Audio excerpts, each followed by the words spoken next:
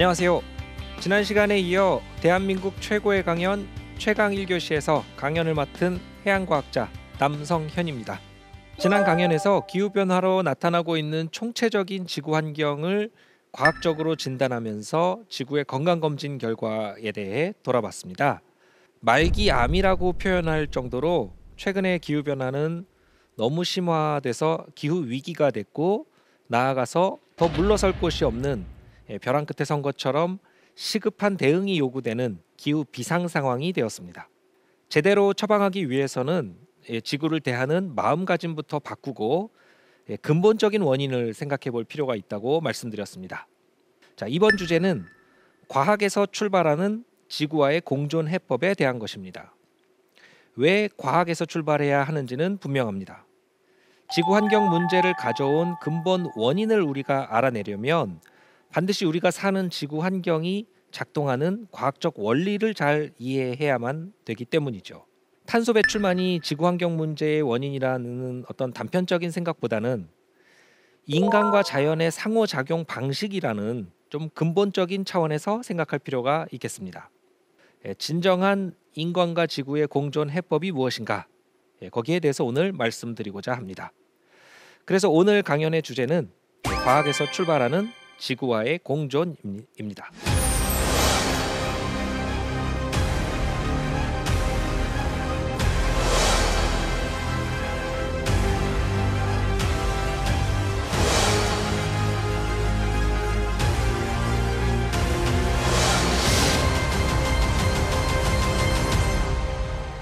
자, 지난 시간에 기후 변화가 심해서 기후 위기, 기후 비상, 시급한 문제까지 됐다 말씀을 드렸는데요.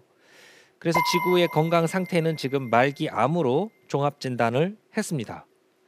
근데 이 암세포가 여러 형태로 전이되면서 우리가 생존할 수 없는 그런 지구로 바뀌고 있는데요.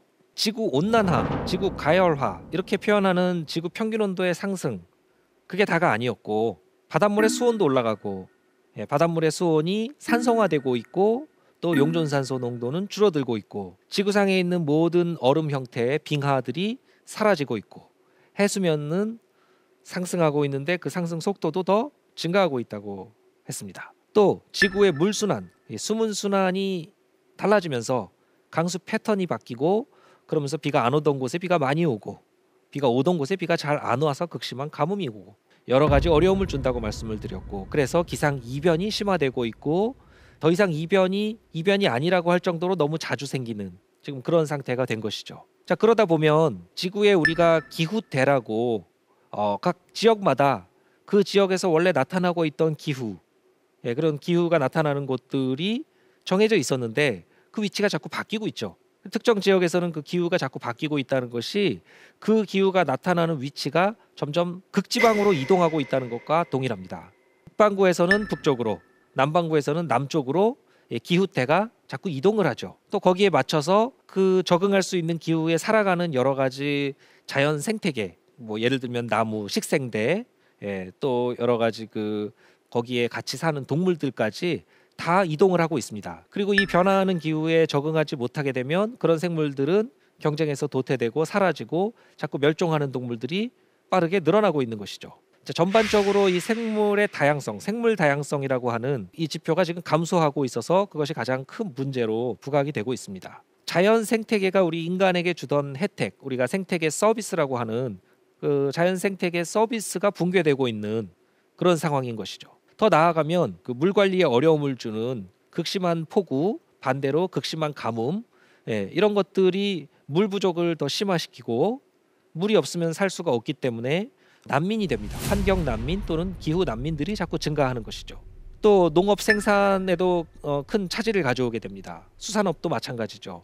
그런 농업과 수산업의 생산에 큰 차질을 가져오다 보면 여러 가지 식량 위기가 가져오게 될 것이고요. 즉 뭐 우리나라만 이 기후 변화 문제가 우리나라 국토에만 나타나지 않는다고 해서 우리가 안심할 수가 없는 것이, 식량을 대부분 수입하지 않습니까? 우리나라 같은 경우는 식량 자급률이 낮은 것으로 알고 있는데, 그런 경우에 식량난이 더 가중될 수도 있는 것이죠. 그러니까 기후 문제로 인해서 곳곳에서 식량 위기가 더 심해지면 우리나라 같이 식량 상당 부분을 해외에 의존해야 되는 나라는 또 식량난도 또 심각해질 수 있는 겁니다. 자, 전반적으로 기후 난민이 늘어나면 또 그 난민을 다른 나라에서는 받아야 되니까 그럼 난민 문제도 또 더 심각해지고 있고요. 동시에 야생동물과의 인간의 접촉이 과거보다 더 빈번해지면서 야생동물의 서식지가 바뀌다 보니까 더 빈번한 접촉이 생기면서 그들이 가진 바이러스 중에 우리가 면역력이 없는 바이러스들, 그런 바이러스들을 우리가 신종 바이러스라고 하죠. 그런 신종 바이러스 충격이 점점 더 심해지는 쪽으로 바뀌고 있는 겁니다. 그것이 바로 기후 위기, 기후 비상이 계속 파급돼서 나타나는 그런 결과들이고, 뿐만 아니라 안보 이슈까지 부각이 됩니다. 이런 여러 가지 자원의 문제라든가 물 문제라든가 이런 것들이 국가와 사회의 대립 갈등을 더 심화시키는 방향으로 작용하고 있고, 이 지구 환경이 전반적으로 인류가 거주하기 어려운 그런 환경으로 바뀌다 보면 그 갈등이 증폭되는 것을 막기가 어렵다는 것이죠. 또 개인의 건강에도 여러 가지 악영향을 줍니다. 그래서 기후 변화, 기후 위기라고 우리가 부르는 문제는 지구 평균 온도가 올라가는 문제부터 나타나는 여러 가지 지구 환경 문제들에서 시작이 되지만, 그냥 지구 환경 문제로만 끝나는 것이 아니라 이것이 파급되고 이 암세포가 전이되고 하는 과정에서 지구 환경 문제를 이미 넘어서서 정치, 경제, 사회, 여러 가지 문화, 안보, 이런 건강의 문제까지 다 이어진다는 것이죠. 모든 문제의 이 근본에 이런 지구 환경에서 시작되는 이 기후 문제가 있다는 겁니다. 그래서 이 파급이 어마어마하기 때문에 우리가 이 문제를 꼭 해결해야만 되는데요. 근데 너무나도 우리가 이 문제에 소극적으로 대처하면서 문제를 키워왔고, 그것이 기후 위기, 기후 비상까지 불러왔지만, 이것이 더 나아가서 이제 기후 재앙이라는 표현도 쓰게 되고 기후 붕괴라는 표현도 씁니다. 그래서 완전히 무너져서 돌이킬 수 없게 되어버리는 그런 우려도 있고요. 그게 이제 기후 파멸이라는 클라이밋 아포칼립스 또는 디스토피아, 완전히 그런 인류가 거주할 수 없는 행성으로 바뀌게 되는 그런 시나리오까지 생각을 하게 되는 것이죠. 자, 이렇게 심각한 기후 문제에 해결을 어떻게 해야 되는가, 좀 더 근본적인 원인을 우리가 생각해 볼 필요가 있다는 겁니다. 폭우나 폭설이나 한파, 가뭄 이런 것들은 우리가 보통 자연재해라고 불렀는데요. 이 자연재해, 자연이 어떤 원인이 돼서 우리에게 해를 끼치는 것 아니겠습니까? 뭐 하늘과 땅에서 나타나는 어떤 문제들이어서 천재지변이라는 표현도 쓰는데, 그러니까 다시 말해서 인간 때문에 만들어진 것이 아니라 자연 때문에 이 피해가 생긴 것이다. 즉 뭐 정의를 하자면 자연 현상으로 인해서 인명 피해와 재산 피해가 발생하고, 그래서 우리 인간 활동에 제약을 받는 이런 것을 우리가 자연재해다, 천재지변이다, 이렇게 이야기를 하는데, 과연 이 기후 재앙, 기후 재난이 정말 자연재해인가? 사실 순수한 자연재해라고 할 수가 없는 것이, 최근에 인위적인 기후 변화를 가져온 원인은 바로 인간 활동 과정에서 배출한 이 온실가스, 온실기체이기 때문에 결국 인간이 우리 스스로 만든 재난이니까 인재의 성격도 있는 것이죠. 그래서 이제 자연재해와 인재의 구분도 모호해지고 있는 그런 상황으로 지금 바뀔 정도로 이 자연재해가 기후의 영향을 받으면서 점점 더 전례 없는 형태로 자꾸 바뀌고 있습니다. 자, 우리가 재해라는 말도 쓰고 재앙이라는 말도 쓰고 재난이라는 말도 쓰는데, 이 비슷하지만 조금 표현은 다릅니다. 이 재해는 우리 인명 피해나 재산 피해를 가져오는 자연 현상 자체, 자연 과정 자체를 말하지만, 물론 그것이 해를 끼치지 않으면 그냥 자연 현상이죠. 그런데 우리에게 해를 끼치면 인명 피해든 재산 피해든 그 영향을 받았을 때 우리가 재해라고 부르죠. 근데 자연 재해입니다. 근데 그게 자연재해가 어떤 특정 지역에 어떤 한정된 시간 동안에 걸쳐서 발생하면서 사회적으로 어떤 영향을 끼치면 그 영향을 우리가 재난이라 그러죠. 근데 자연적인 원인으로 벌어졌으니까 자연재난이라고 부를 겁니다.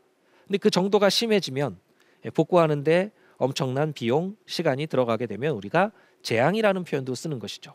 근데 기후 문제는 이 기후 재난을 넘어서 기후 재앙이라는 표현까지 할 정도로 점점 더 심화되고 있다는 겁니다. 자, 자연재해. 그럼 자연 현상이 원인이 돼서 우리에게 피해를 주니까 자연은 항상 우리에게 피해를 주는 나쁜 것인가? 근데 이 자연이 역설적으로 우리에게 혜택을 주기도 합니다. 그것을 우리가 자연 서비스라고 부르죠. 자연 생태계 서비스 기능이다, 이제 이렇게 이야기하는데, 예를 들면은 이 강물이 범람해서 이 자연 제방을 넘어서 그 바깥에 있는 범람원에 이 강물이 넘쳐 흐르게 되면 이 범람원을 사실 비옥하게 만들어주죠. 이 땅을 비옥하게 만들어줍니다. 그래서 홍수가 주기적으로 한 번씩 일어나면 그 토양이 비옥한 토양이 돼서 작물 재배가 잘 되는 그런 좋은 일이죠. 혜택을 줍니다. 그래서 이 자연재해, 홍수라는 것이 자연재해지만 역설적으로 우리에게 혜택을 주기도 하는 것이죠. 자연 서비스 기능이 있는 겁니다. 또 하와이 같은 섬은 화산 폭발이 아니었으면 아예 하와이가 생길 수 없었잖아요. 그렇기 때문에 하와이라는 것이 사실은 화산 폭발로 만들어졌으니까 화산이라는 자연재해가 역설적으로 우리에게 혜택을 주기도 했다는 것이죠. 또 화산이 폭발할 때 그 화산재가 여러 가지 피해를 주기도 하지만 이 화산재가 또 토양에 비옥한 그런 영양분을 공급해주는 기능도 합니다. 혜택이 있는 것이죠. 또 태풍은 강풍과 호우를 동반하면서 태풍이 접근하게 되면 여러 가지 강풍 피해, 호우 피해, 또 바다에서는 풍랑과 너울 이런 것들로 큰 피해를 보기 십상인데, 그럼 우리에게 항상 해만 주는가? 그렇지 않다는 겁니다. 태풍도 바다에서 태풍이 만들어져서 이동하는 과정에서 이 바닷물을 뒤섞어 주기 때문에 강풍에 의해서 바닷물이 위에 있는 바닷물과 아래에 있는 바닷물이 잘 섞입니다. 이 바닷물이 잘 섞여주면 저 깊은 데 가라앉아 있던 영양분이 표층에 공급이 되기 때문에 이 표층 바다에는 빛은 들어오지만 영양분이 잘 없는 상태였다가 영양분이 공급되게 되면 빛도 있고 영양분도 있기 때문에 식물성 플랑크톤들이 대량 번성할 수가 있게 됩니다. 자, 식물성 플랑크톤이 태풍에 의해서 대량 번성하게 되면 이 식물성 플랑크톤들은 광합성을 하기 때문에 이산화탄소를 흡수하고 산소를 공급해주는 역할을 하죠. 자, 이산화탄소 흡수해주고 산소를 공급한다는 것은 우리에게 좋은 일이지 않습니까? 혜택을 줍니다. 심지어 태풍마저도 우리에게 이런 자연 서비스 혜택이 있다, 그런 겁니다. 그래서 우리가 자연재해라고 부르는 태풍, 홍수, 가뭄, 폭염, 산사태, 지진, 해일, 폭우, 뭐 여러 종류의 이런 자연 현상이 원인이 돼서 우리에게 피해를 주는 것들도 역설적으로 다른 한편으로는 자연 서비스 혜택을 주기도 한다 하는 것이죠. 자, 그래서 우리가 이런 자연재해나 자연 서비스를 인간과 자연의 상호작용 관점에서 이해할 필요가 있습니다. 즉, 우리 인간이 자연, 이 지구와 끊임없이 상호작용을 하면서 우리가 그것을 잘 활용해서 자연 서비스 혜택으로 받을 수도 있는 것이고, 잘 모르고 피해를 입어서 자연재해가 될 수도 있는 것이죠. 자, 그러면 자연재해가 될 것인가, 자연 서비스 혜택이 될 것인가는 결국 우리가 이 같이 상호작용하는 자연을 얼마나 잘 이해하는가에 달려있다고 해도 과언이 아닌 겁니다. 즉, 우리가 이 자연, 지구를 잘 알고 존중하고 이해하고 과학적으로 그 작동 원리도 알고 잘 대처해서 자연재해 피해는 최소화하고 자연 서비스 혜택은 최대화할 수 있는 그런 해법들이 얼마든지 우리가 찾아낼 수 있다는 것이죠. 자, 그것이 바로 우리가 어떤 이 지구와의 공존을 푸는 아주 근본적인 해법이 될 것이다, 그렇게 말씀드릴 수 있는 겁니다.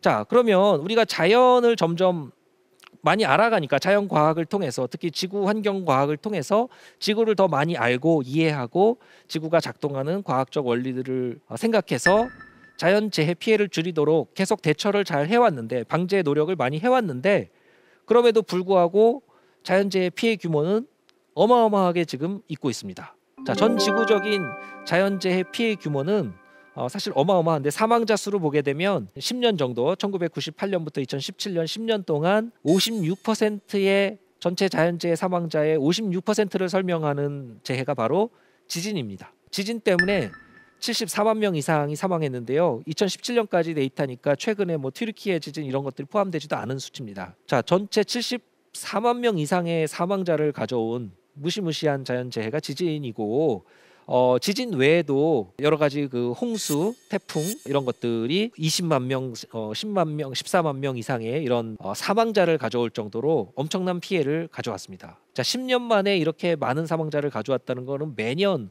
수만 명 이상이 홍수로 사망을 하고, 태풍으로 사망하고, 지진으로 뭐 7만 명 이상이 사망하고, 이렇게 평균적으로 그렇다는 것이죠. 이렇게 많은 사람들이 전지구적으로 자연재해로 사망합니다. 또 사망자 수가 아니라 이번에는 재해로부터 영향을 받은, 피해를 본 사람들로만 나눠봤을 때는 훨씬 더 많습니다.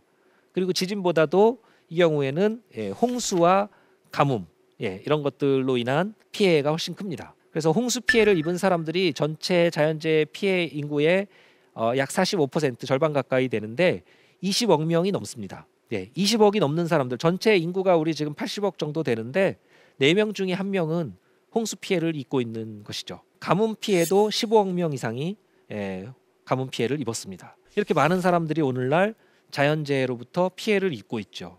그리고 그 시간에 따라서 그 자연재해 피해 규모, 경제적인 피해 손실액 이런 것들을 좀 추산을 해보면은 과거 120년 동안 이렇게 그 자연재해 피해액을 종류별로 뭐 구분해서 이렇게 보면은 그 종류에 관계없이 전체적으로 시간에 따라 급증하고 있는 것을 볼 수가 있습니다. 그러니까 2010년대, 2020년대에 들어오면서 자연재해 피해 규모가 기하급수적으로 증가한 것이죠.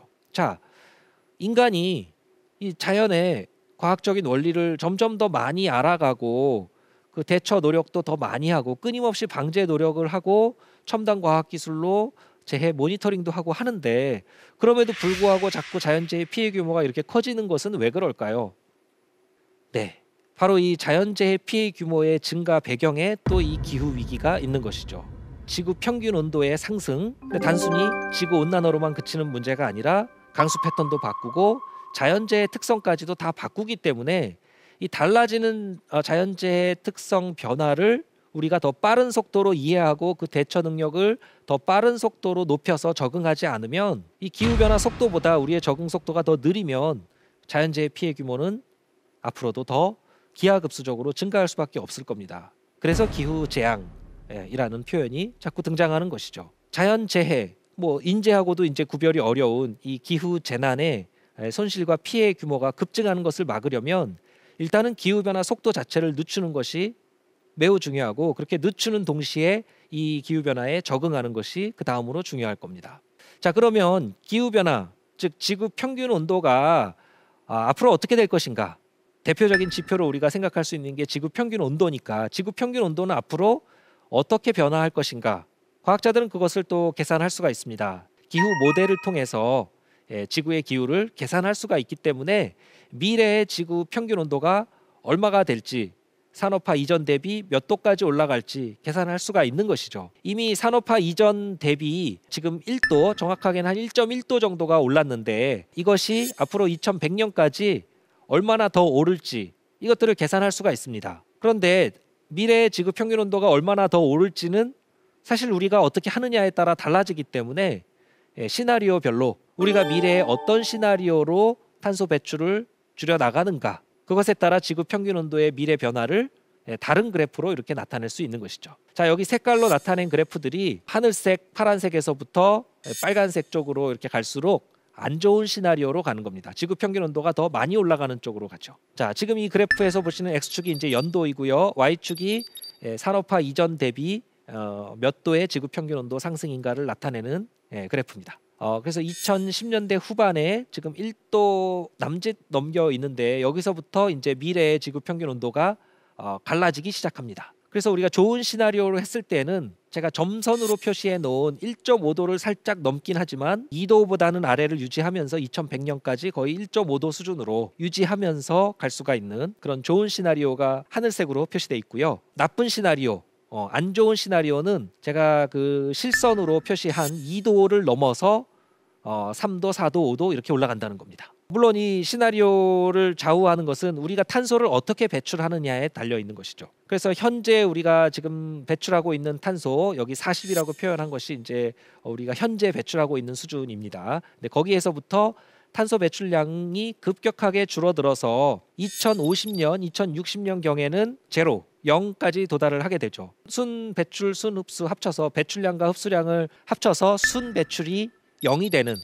탄소 중립, 탄소 제로, 넷 제로에 도달하는 그런 시나리오가 하늘색, 좋은 시나리오로 돼 있는 것이고요. 이제 나쁜 시나리오는 빨간색이죠. 지금처럼 배출량이 계속해서 늘어나거나 더 빠르게 늘어나서 2070년, 2080년 돼서야 좀 둔화되지만 여전히 많이 배출하는 그런 시나리오로 가는 것이 나쁜 시나리오입니다. 자, 좋은 시나리오로 가느냐, 빠르게 탄소 배출을 줄여서 좋은 시나리오로 가느냐, 아니면 지금처럼 배출하면서 나쁜 시나리오로 가느냐에 따라 지구 평균 온도가 이처럼 큰 차이를 보인다는 겁니다. 그런데 앞으로 한 10년 안에 저기 1.5도 수준에 도달하는 것은 어떤 시나리오로 가도 사실 막기가 어려운 그런 상황이라는 것을 보여주는데요.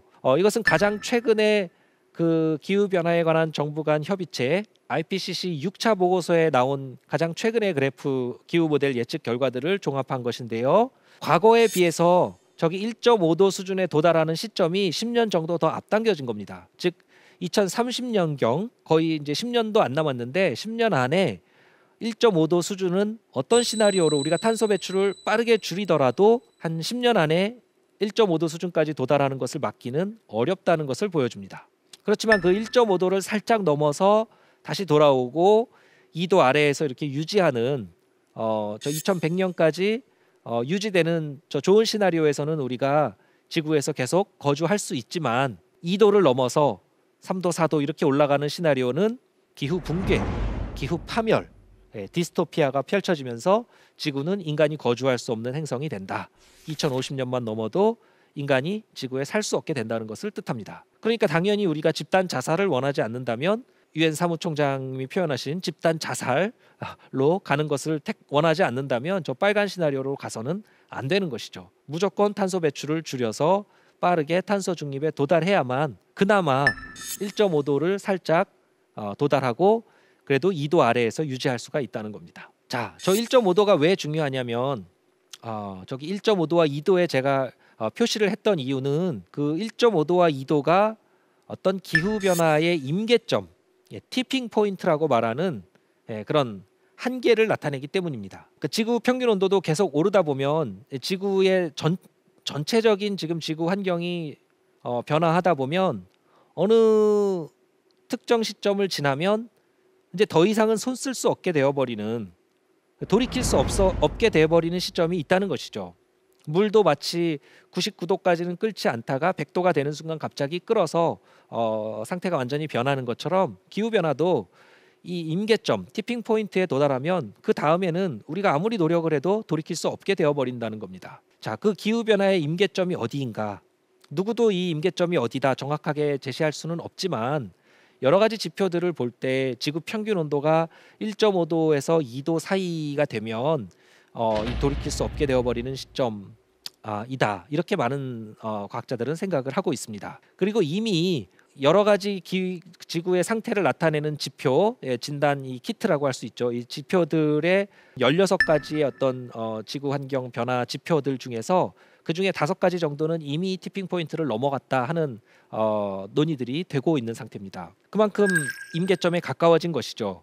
그래서 지금처럼 우리가 계속해서 이 임계점을 넘어버리게 되면 그 다음에는 손 쓸 수 없기 때문에 지금 당장 노력을 해서 빠르게 탄소 배출을 줄이고 탄소 흡수는 늘리는 방향으로 어떤 문명을 바꾸는 엄청난 대전환 노력이 필요하다는 것입니다. 자, 여기 그림에 보시는 이 지구라는 파란 구슬이 우리가 지금 지질시대의 마지막 그 홀로세라는 시기를 살고 있는데 신생대 4기 홀로세에서는 빙하기, 간빙기 거치면서 이렇게 오면서 마지막 홀로세까지 이제 도달을 했는데 이 홀로세에서는 이 티핑 포인트, 임계점을 넘지 않은 상태였는데 우리가 이제 지구 환경을 너무나도 심하게 바꿔놔서 이제는 새로운 지질시대로 불러야 된다. 인류세로 불러야 된다는 그런 목소리, 그런 주장이 힘을 얻고 있을 정도인데 인류세가 될 정도로 지구 환경을 심하게 바꿨는데 이 상태에서는 조금 더 가다가는 1.5도, 2도 이 정도의 지구 온난화 수준을 넘어가게 되면 기후변화 임계점을 넘어버려서 그 다음에는 저 깊은 골짜기로 빠져버린다는 겁니다. 그러면 다시 이쪽으로 되돌아올 수가 없는 그런 문제가 있다는 것이죠. 그래서 저 임계점 도달하기 전에 우리는 그 아래 수준으로 유지하기 위해서 노력을 해야 한다는 것이고 그래서 파리 기후변화 협약에서 바로 이 지구 온난화 수준을 2도 아래에서 유지하자, 가급적 1.5도 아래를 유지하자라고 합의를 국제사회에서 한 겁니다. 자, 그렇지만 1.5도는 이미 달성하기 어려운 이런 전망이 더 우세하게 이렇게 됐고요. 앞으로 10년 내에 1.5도를 맞이하면서 극단적인 기후 재난, 기후 재앙, 각종 기상 이변 이런 것들이 일상화되는 지금보다 더 심화되는 그런 상황이 앞으로 10년 안에 계속해서 벌어지는 것을 막기는 어렵습니다.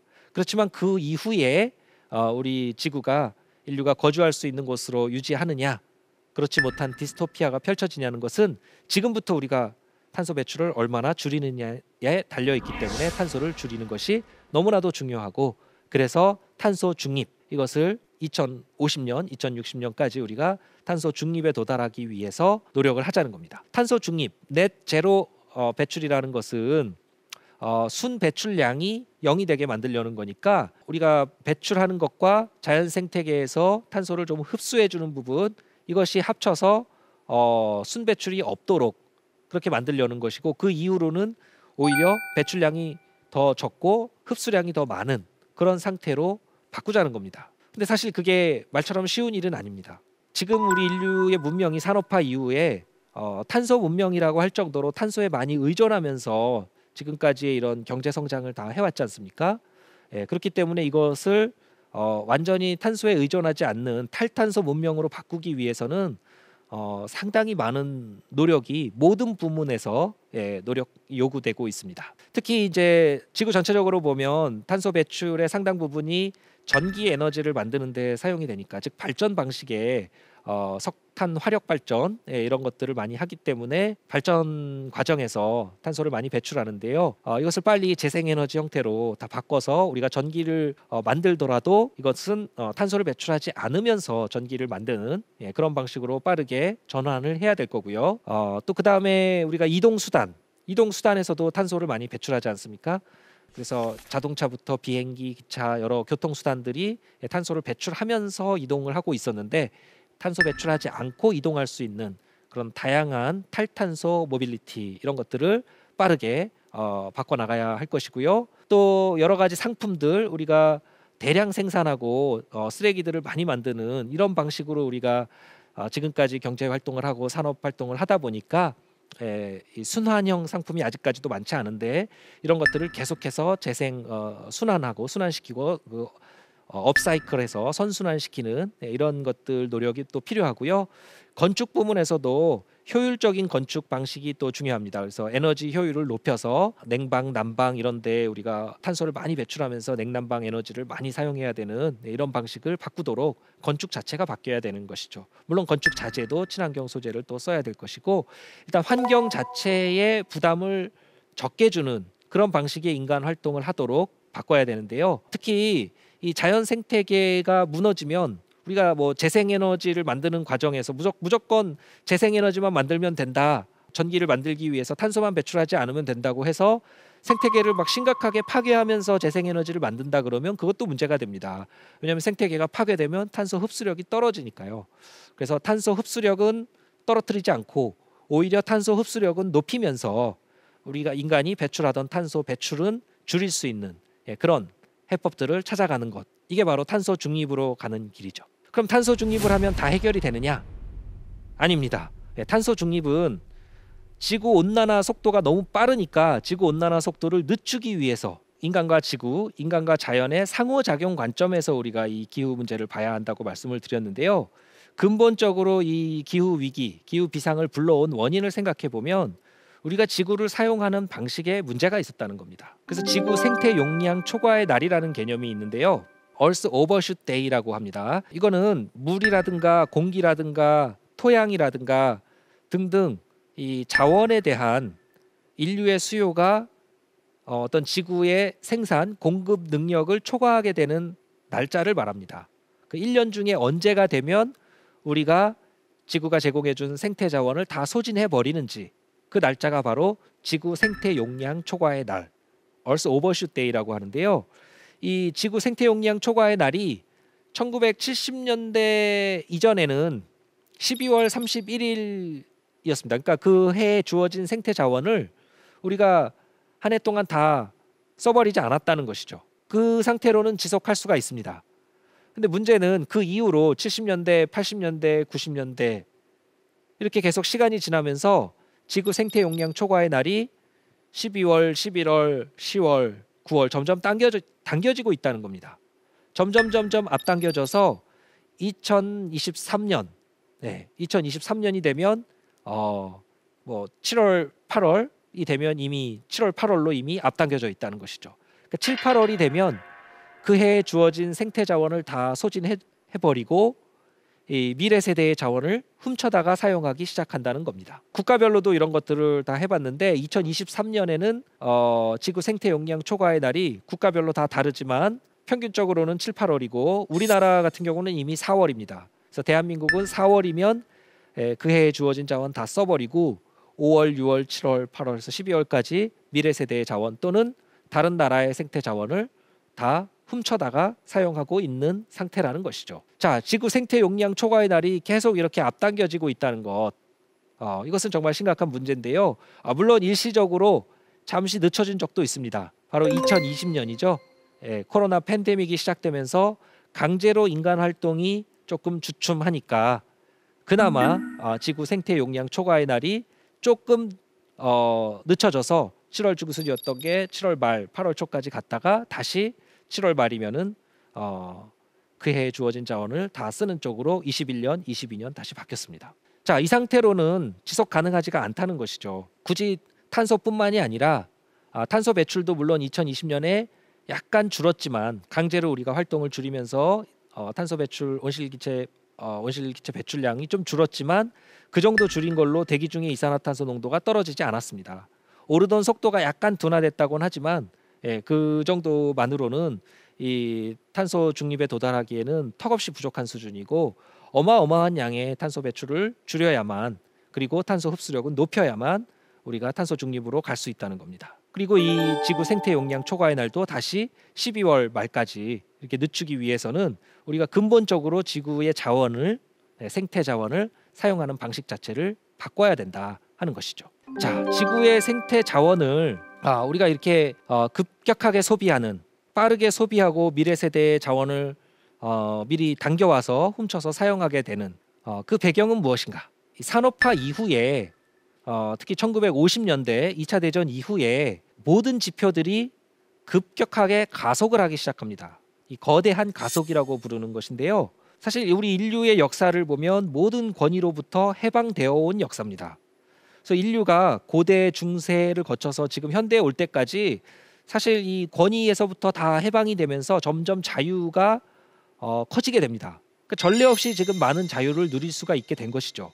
이렇게 전례 없이 많은 자유를 누리면서 물질적으로는 엄청나게 성장했습니다. 왜냐하면 우리가 물질 성장을 최우선의 가치로 두고 있었기 때문에. 그래서 물질적인 성장이 산업혁명 이전에는 한 2000년 동안 1.5배 정도 성장했는데 지난 250년 만에 40배 성장할 정도로 성장 속도가 어마어마하게 빨라졌죠. 그래서 거대한 급격한 가속이 일어나고 있습니다. 이렇게 급속하게 물질적으로 성장하게 된 것은 우리가 그 자유를 물질적인 성장, 경제 성장이라는 가치를 최우선에 놓고 지구 환경은 악화시키면서 물질적인 풍요만을 위해서 우리가 지구의 생태 자원을 마구 사용해 왔기 때문에 그런 것이죠. 그래서 이 오랜 기간 충전됐던 이 지구라는 지구의 배터리를 400년도 안 되는 이 짧은 기간에 다 방전시켜 버리겠다는 자세로 우리가 지구를 사용하고 있기 때문에 이러한 이 거대한 가속은 지속될 수가 없다는 것이 문제인 것입니다. 결국 인간과 지구가 이런 방식으로는 공존할 수가 없는 것이고 둘 중에 하나가 사라져야 된다면 안타깝게도 지구가 아니라 우리 인간이 사라지게 된다는 것입니다. 그렇기 때문에 우리는 지구와의 공존을 하는 방식으로 상호작용 방식을 근본적으로 바꾸지 않으면 안 되는 것이죠. 자, 그래서 그 상호작용 방식을 바꾸려면 가장 최우선에 뒀던 이 물질적인 성장 이것만을 추구하는 것이 아니고 뒷전에 두었던 이 지구 환경 이 문제를 돌아봐야 된다는 겁니다. 자, 전례 없이 우리가 누렸던 이 자유에는 항상 책임이 따릅니다. 그래서 그 책임을 져야 되는 것이 바로 지금 우리의 세대가 해야 되는 의무인 것이죠. 지금의 이 급속한 이 물질적 성장으로 지구 환경이 총체적으로 지금 변화했는데 우리 인간이 인구도 많이 늘어났고 경제 성장도 많이 늘어났고 모든 것이 급가속했지만 1950년대 이후에 이렇게 급격한 가속을 하면서 지구 환경에 너무나도 큰 변화를 가져오고 지구를 압도하는 이런 변화를 가져오게 되니까 지금의 시대를 더 이상 신생대 사기 홀로세가 아니라 인류세라는 새로운 지질 시대로 불러야 한다. 인류세, 포신이라고 불러야 한다는 그런 주장이 이제 힘을 얻고 있는 상태가 됐습니다. 자, 인류세라는 표현은 1995년에 노벨 화학상을 수상했던 이 폴 크루첸 교수님이 많이 사용을 하면서 사람들에게 많이 알려진 이제 그런 용어가 됐는데요. 인류가 지구를 압도적으로 변화시켜서 지구 환경에서 인간이 너무 우세하게 이렇게 됐기 때문에 탄소 배출, 각종 오염물질, 또 환경 파괴, 그리고 무분별하게 에너지와 자원, 특히 생태 자원들 이런 것들을 사용하면서 자원이 고갈되어 가고 있는 문제, 이런 것들을 총체적으로 봤을 때 지금의 시대는 아예 새로운 지질 시대로 부를 정도이다라고 한 것이죠.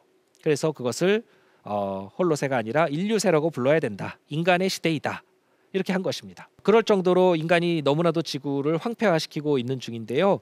사실 지금 현재 인간과 인간이 키우는 가축이 전체 질량의 거의 97%, 99% 대부분을 차지한다고 합니다. 그리고 그 야생 동물은 1%, 3% 이렇게 아주 적은 부분만 차지하고, 그만큼 인간이 지구상에 너무 압도적인 존재가 된 것이죠. 근데 이 상태로는 지속 가능하지가 않고, 특히 이 기후 문제는 너무나도 심각해져서 이제 기후 비상이 됐고 기후 붕괴를 앞둔 초일기에 들어간 상황이기 때문에 이 벼랑 끝에서 우리가 탄소 중립에 빠르게 도달하도록 바꾸지 않으면 살아남을 수 없게 된다는 것이죠.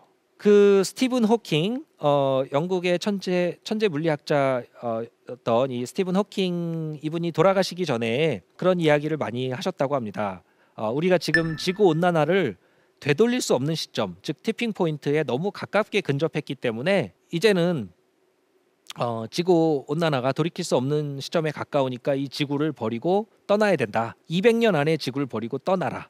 그런 이야기를 하셨다고 합니다. 근데 우리가 지구를 버리고 떠날 능력이 없습니다. 일단 지금 최근에 와서 민간 우주 여행도 하고 우주 진출을 하려고 여러 가지 시도들을 많이 하고 있지만 지구를 버리고 떠나서 우주에 우리 인류가 살 수 있는 곳이 없죠. 그리고 더 중요한 것은 지구를 버리고 떠날 능력도 없지만 그럴 자격이 없다는 것이 정말 가장 큰 문제이죠. 지구를 버리고 떠날 자격이 없습니다. 왜냐하면 지구를 우리가 이렇게 만들었기 때문에, 이렇게 만든 이 전례 없이 누린 자유에 대한 책임을 우리 스스로 져야만 하는 것이죠. 그렇기 때문에 대안이 없습니다. 결국 이 지구에서 우리가 지구와 상호작용하는 방식을 근본적으로 바꾸지 않으면 지금의 방식으로는 더 이상 지속될 수가 없다 하는 겁니다. 그래서 이제 근본적인 방식을 바꿔야 되는데, 자, 어떤 식으로 바꿔야 되는가? 그러면 이 과학기술의 힘으로 우리가 전례 없이 자유도 누리고 물질적인 큰 성장도 이루고 과학기술 발전으로 많이 혜택을 받고, 그렇지만 이 지구 환경의 악화를 통해서 이 인류세라고 부를 정도로 심각한 이 환경 위기를 가져왔으니까 그럼 과학기술을 다 포기해야 되는가? 석기시대로 돌아가야 되는가? 그것은 또 아니라는 겁니다.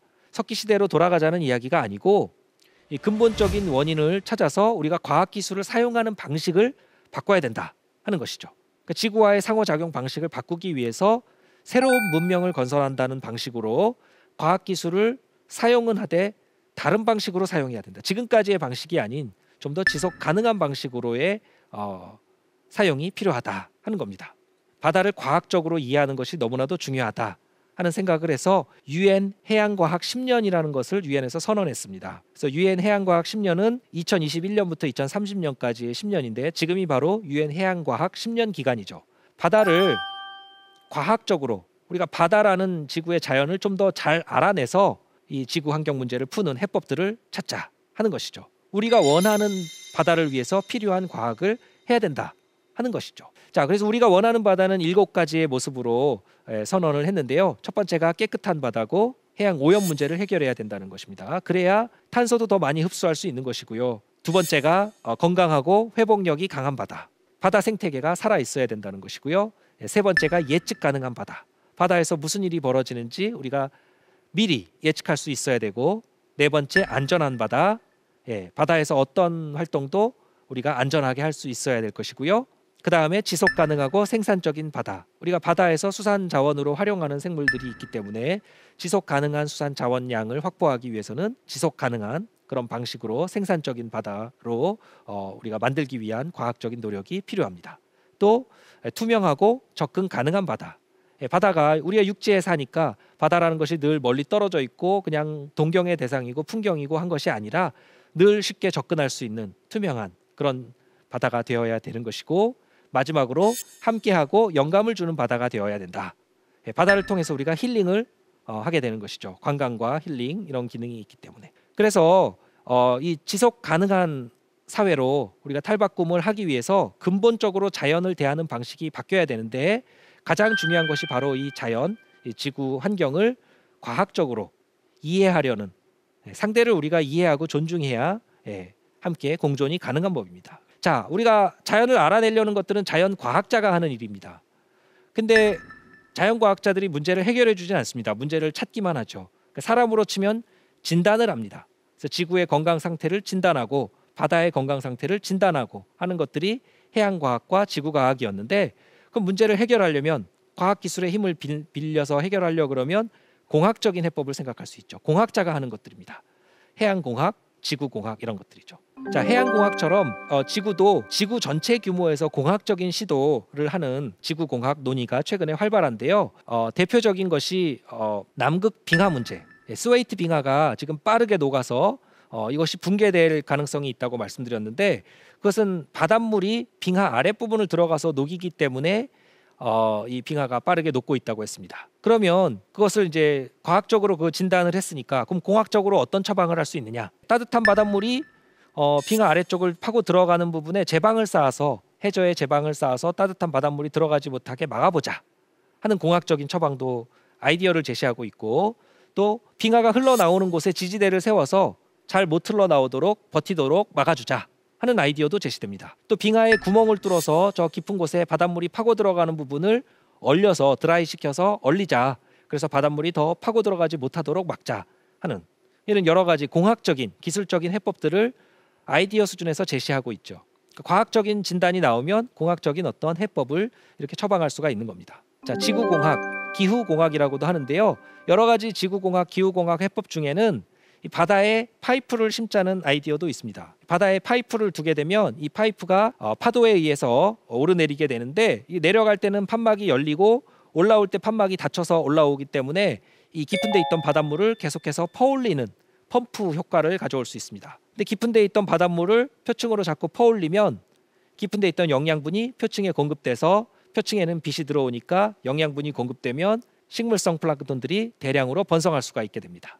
식물성 플랑크톤들이 대량으로 번성하면 이산화탄소를 많이 흡수해주고 산소를 공급하기 때문에 대기 중에 탄소 농도도 많이 줄여줄 수 있고 산소도 많이 공급해줍니다. 그렇기 때문에 이런 공학적인 아이디어도 제시를 하고 있는 것이죠. 또 어떤 것이 있냐면, 과거에 큰 화산이 폭발했을 때 화산재가 대륙권을 지나서 성층권까지 올라가서 퍼지다 보니까 이 화산재 안에 있는 그 에어로졸 성분, 이산화황 같은 아주 작은 입자들은 태양으로부터 들어오는 태양 복사를 차단하기 때문에 태양빛이 차단돼서 지구 온도를 떨어뜨렸던 그런 기록들이 있습니다. 필리핀의 피나투보 화산 같이 이런 큰 화산 폭발했을 때 지구 평균 온도가 0. 몇 도 이렇게 떨어졌었는데, 거기서 아이디어를 얻어서 그럼 강제로 성층권에 이산화황을 인위적으로 뿌리자 하는 어떤 기후공학적인 이런 아이디어들도 제시가 되고 있습니다.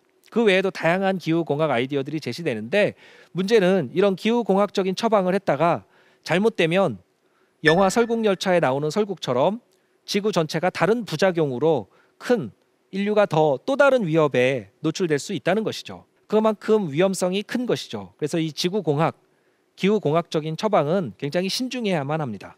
우리가 어떤 계획대로 했다 계획이 안 되면 차선책, 플랜 B를 생각해서 차선책으로 넘어갈 수 있지만, 지구는 플래닛은 B가 없습니다. 플래닛은 A밖에 없기 때문에 이 플래닛 A, 하나밖에 없는 지구, 하나밖에 없는 이 지구에서 우리가 지구공학적인, 기후공학적인 처방을 잘못해서 80억 인류를 전체 다 위험에 빠뜨리는 이런 것들은 우리가 경계해야만 할 것입니다. 자, 이제 우리 앞에는 두 가지 방향의 길이 놓여 있습니다. 지금까지 방식으로 과학 자체를 부정하거나 지구온난화 자체를 안 믿는 미국 전 트럼프 대통령 같은 이런 사람들처럼 과학 자체를 아예 불신하거나, 아니면 지구온난화 자체는 인정하지만 뭔가 과장됐다느니, 원인이 인간활동 때문이 아니라느니, 또 일부의 아주 과학적인 사실을 과장하고 왜곡해서 자꾸 이렇게 기후 음모론을 제기하고 그렇게 하는 이제 그런 것들을 우리가 경계해야 될 것이고요. 또 기후 비관주의, 이제 너무 늦어서 이미 손 쓸 수 없게 되어버렸다 하는 것도 우리가 경계해야 됩니다. 또 반대로 어떤 기후공학적인 그런 처방이 획기적인 혁신적인 기술이 하나가 나타나서 이 기후 문제도 한 번에 다 해결해 줄 것이다 하는 기후 낙관주의, 이런 것도 경계해야 됩니다. 그 지금까지 하던 대로 하면서 어떤 요행을 바라거나 아니면 비관주의에 빠지는 그런 방식도 우리가 지양해야 되겠지만, 반대로 지금까지의 방식으로 그 탄소 배출량을 줄이지 않고 지구의 생태 자원을 과소비하는 이런 방식을 경계를 해야 될 것이고요. 앞으로의 방식은 좀 더 우리가 지구 환경 변화에 높은 감수성을 가지고 생태 중심주의로 바꿔서 철저하게 과학적인 데이터에 근거해서 우리 지구 환경에 부담을 덜 주고 지구와의 공존이 가능한 방향으로의 해법들을 찾아가는 그런 노력이 필요합니다. 개인적인 차원, 정부 차원, 또 기업의 차원에서 다 중요한데 탄소 배출만 해도 정부와 기업에서 줄여야 할 부분이 훨씬 크지만 개개인의 생각이 바뀌는 것이 더 중요합니다. 개개인이 혼자가 줄이는 노력이 그렇게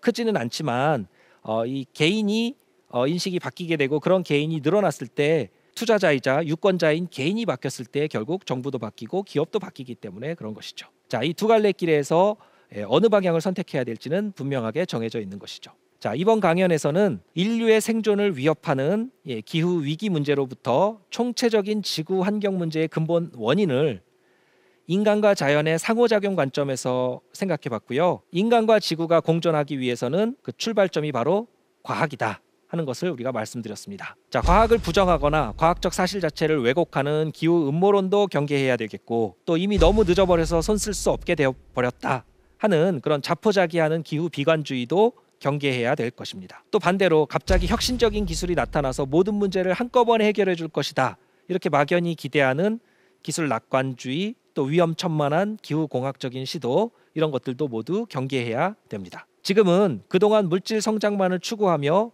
인류세라고 부를 정도로 인간 우위의 사고방식을 가져온 지금까지의 지구 사용 방식을 근본적으로 바꿔서 생태 중심주의로 바꾸고 환경 감수성을 높이면서 지구와 공존을 하는 그런 해법을 찾기 위해서 지구를 더 존중하는 방식으로 지구를 사용해야 할 때입니다. 자, 사회 경제적인 정책적인 해법이든지 또 기술적인 공학적인 해법이든지 중요한 것은 철저하게 과학적인 사실에서부터, 즉 과학적인 데이터에 근거해서 지구의 건강을 회복하는 그런 방향으로의 노력이 되어야 한다 하는 것이죠. 자, 정부와 기업의 역할 아주 중요하지만 유권자이자 소비자 또 투자자인 개인의 마음가짐은 더욱 중요합니다. 결국 우리 한 사람 한 사람의 마음가짐이 이 위기에 빠진 지구, 아니 우리 자신을 구할 수가 있습니다.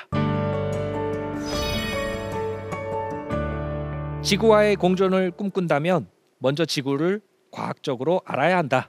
자, 사람도 상대를 존중하고 소통하면서 서로 알아가는 노력을 할 때 공존이 가능한 법입니다. 지구도 마찬가지죠. 그동안은 지구의 존재 자체를 우리가 인정하지 않고 인간만을 위해서 지구의 일방적인 희생을 강요해 왔는데, 이런 방식으로는 공존이 불가능하기 때문에 결국 인류는 지구에서 사라질 수밖에 없습니다. 우리 인류가 2050년, 2100년까지도 지구와의 공존을 원한다면 가장 먼저 지구에 대해서 과학적으로 알아내야 됩니다. 지구를 알아가는 과학에서 출발하고 철저하게 과학적인 팩트, 사실의 데이터에 근거해서 지구와의 상호작용 방식을 근본적으로 바꾸지 않는다면 22세기는 찾아오지 않을 겁니다. 지금까지 대한민국 최고의 강연 최강 1교시 남성현이었습니다. 고맙습니다.